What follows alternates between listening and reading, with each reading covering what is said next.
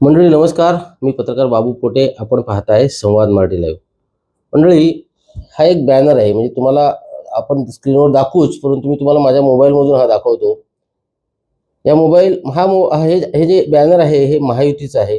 अत्कलगाव जिल्हा परिषदेचा जो गट आहे, त्या गटात जी काही एक आढावा बैठक आयोजित करण्यात आली होती, त्या आढावा बैठकीचं हे बॅनर आहे. आता तुम्ही म्हणाल हा बॅनर मी तुम्हाला का दाखवतोय? तर त्याचं कारणही तसंच आहे.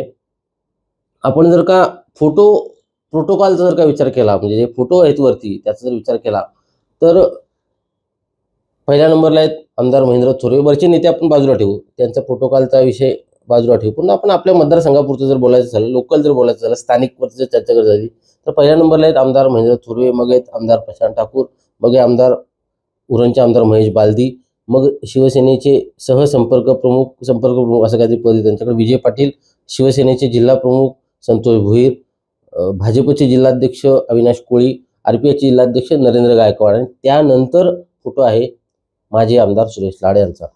याच्यामध्ये आपण पाहू शकता आणि आपण स्क्रीनवर सुद्धा पाहू. आता ही जी अगोदर काही नावं घेतली मी, अगदी विजय पाटील असतील, संतोष भोईर असतील, अविनाश कोळी असतील, नरेंद्र गायकवाड असतील, यांच्यापेक्षा सुरेश लाड निश्चितपणे मोठे आहेत. सुरेश लाड हे 5 वेळा विधानसभेची त्यांनी निवडणूक लढवली. या मतदारसंघाचं 3 वेळा त्यांनी प्रतिनिधित्व केलंय. त्यामुळे त्यांचा फोटो कुठं असला पाहिजे, त्यांच्या फोटोला कुठे जागा असली पाहिजे, प्रोटोकॉल प्रमाणे त्यांच्या फोटोला कुठं ठेवला पाहिजे, हे कळत नव्हतं माहितीच्या लोकांना, की जाणीवपूर्वक तो फोटो अशा पद्धतीने बाजूला ठेवला, अशी चर्चा सध्या सर्वत्र सुरू आहे. हा जो काही फोटो आहे, हा महायुतीच्या अनेक कार्यकर्त्यांच्या स्टेटसला होता, स्टोरीला होता, वेगवेगळ्या ग्रुपवर फिरत होता. ते तिथूनच आपल्याकडे आलाय. हा काय आपण बनवलेला बॅनर नाही, हा महायुतीचाच बॅनर आहे. काल त्यांची शुक्रवारी हॉटेल हर्षाली पार्क मिरकुटवाडीला जे आहे, तिथे आढावा बैठक आयोजित करण्यात आली होती. महायुतीच्या माध्यमातून आत्कलगाव जिल्हा परिषदेची निवडणूक लढवली जाते आणि शिंदेची शिवसेना असेल किंवा भाजप असेल. आरपीआयने तर आता आज पत्रकार परिषद घेऊन जिल्हाध्यक्ष नरेंद्र गायकवाड यांनी आम्ही महायुतीत नाही आहोत, आमचा महायुतीत काही संबंध नाही, आमचं नाव वापरू नये, माझा फोटो वापरू नये, अशा प्रकारची भूमिका आज पत्रकार परिषदेत घेतली. त्यामुळे माहितीतून आरपीआय एक प्रकारे बाहेरच पडलाय. परंतु शिवसेना असेल शिंदेची किंवा भाजप असेल, हे दोन पक्ष एकत्रित त्या निवडणुकीला सामोरे जात आहेत. असं असताना तीनही उमेदवार, म्हणजे आता जिल्हा परिषदेचे उमेदवार असतील आणि 2 पंचायत समितीचे उमेदवार असतील, तीनही उमेदवार शिवसेनेचे आहेत, शिंदे शिवसेनेचे. भाजपचा एकही उमेदवार नाहीये. त्यामुळे खरं तर भाजपच्या नेतृत्वाला मान दिला पाहिजे. ज्या पक्षाचे उमेदवार आहेत त्या पक्षाच्या उमेदवाराने भाजपच्या नेतृत्वाला खरं तर मान दिला पाहिजे.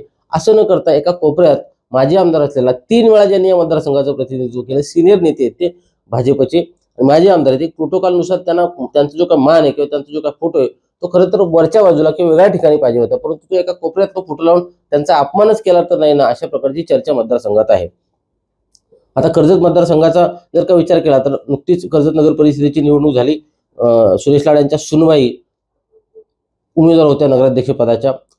4,500 मतांनी त्यांचा पराभव झाला. आता त्या कर्जत शहरात भाजपच्या उमेदवार असलेला डॉक्टर स्वाती लाड पराभूत होतात. तिकडं खोपोलीला कुलदीपक शेंडे 1,000-1,200 मतांनी निवडून येतात आणि माथेरानचा नगराध्यक्ष पदाचा उमेदवार निवडून येतो. दोन्ही ठिकाणी माथेरान आणि खोपोलीत शिवसेनेचे उमेदवार होते, शिंदेच्या शिवसेनेचे उमेदवार होते. ते दोन्ही उमेदवार निवडून येतात आणि मतदारसंघातली महत्वाची कर्जत नगरपालिका मात्र महायुतीकडून गमावली जाते. आणि विशेष म्हणजे 5,500चा फरक. पुष्पा दगडे ज्या राष्ट्रवादीच्या उमेदवार होत्या, त्या 5,500 मतांनी निवडून आल्या. मग शिंदे सेनेची मतं कुठे गेली? जाणून बुजून सुरेश लाड यांना डावललं जातंय का, डॉमिनेट केलं जातंय का, दाबलं जातंय का, अशा चर्चा त्यावेळेस सुरू होत्या. भाजपची जी काय त्यावेळेस निवडणुकीच्या नंतर जी बैठक झाली होती, त्यात जे काही मंथन झालं होतं, जी काही चर्चा झाली होती, कार्यकर्त्यांनी प्रचंड नाराजी व्यक्त केली होती. आणि आपण आता जर का थोडंसं वेगळा विचार करायला लागलो, तर कर्जत तालुक्यात भाजप आणि शिवसेना शिंदेच्या शिवसेनेची युती नाहीये.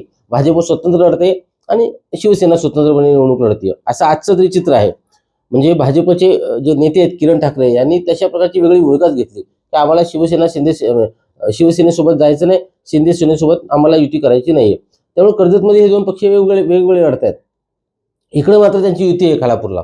मग खालापूरला जर युती असेल, तर भाजपचे नेते असलेले 3 वेळा आमदार असलेले सुरेश लाड यांना जाणीवपूर्वक त्यांचा अपमान केला जातो का, की जाणीवपूर्वक फोटो बाजूला ठेवला जातो का, असं हे मी म्हणत नाही, अशी लोकांच्या मध्ये चर्चा आहे. आता लोक अशी चर्चा का करतायत, तर त्याला कारण आहे. त्याला कारण आहे, नरेश पाटील हे जिल्हा परिषदेचे या वार्डाचे नेते आहेत, भाजपचे नेते आहेत आणि विशेष म्हणजे ते सुरेश लाड यांचे खंदे समर्थक आहेत. संपूर्ण राष्ट्रवादी पक्ष त्यांच्यापासून दूर गेला, पण नरेश पाटील काय सुरेश लाड यांना सोडून गेलेले नाहीत. हा जर का आपण फोटो पाहिला तर लाडांच्या बरोबर नरेश पाटील यांचा फोटो आहे. जर का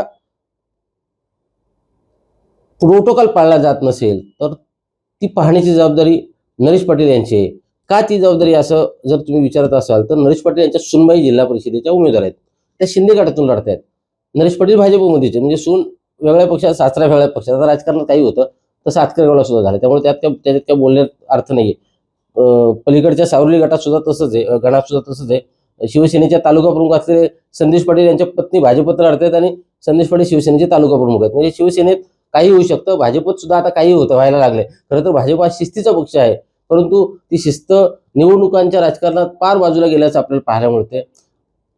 त्यामुळे ही शिस्त जर का पाळली जात नसेल तर भाजपचे जे कार्यकर्ते आहेत, कारण जर का सुरेश लाड भाजपचे नेते असतील तर त्यांना तो मान मिळाला पाहिजे, त्यांना तो सन्मान मिळाला पाहिजे, असं भाजपच्या सर्वसामान्य कार्यकर्त्यांना निश्चितपणे वाटत असेल.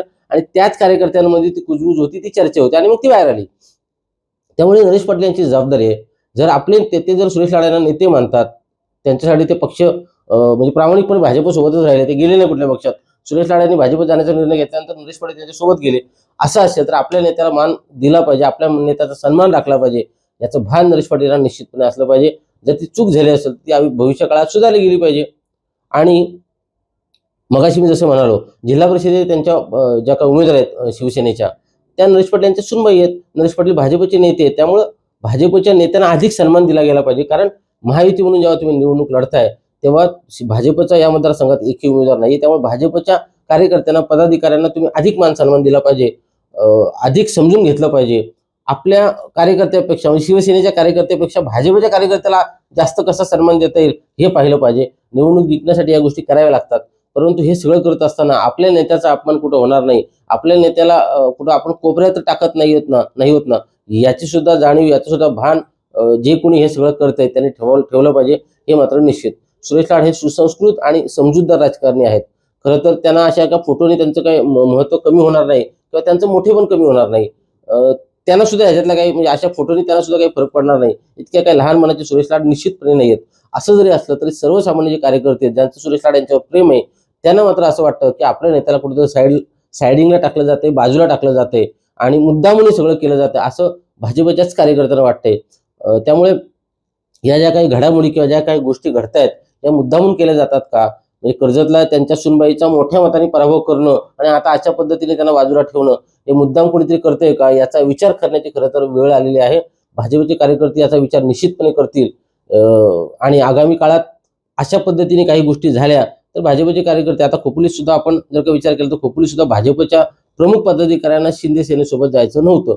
जिल्हा परिषदेच्या निवडणुकीत सुद्धा तशीच परिस्थिती होती, परंतु वरून प्रशांत ठाकूर असतील, महेश बालदे असतील, हे दोन्ही आमदारांची भूमिका शिंदे सेनेसोबत जायची असल्यामुळं स्थानिक कार्यकर्त्यांचा, स्थानिक नेत्याचा नाईलाज होतो आणि त्यांना फरफटत एक प्रकारे शिंदे सेनेसोबत जावं लागतं.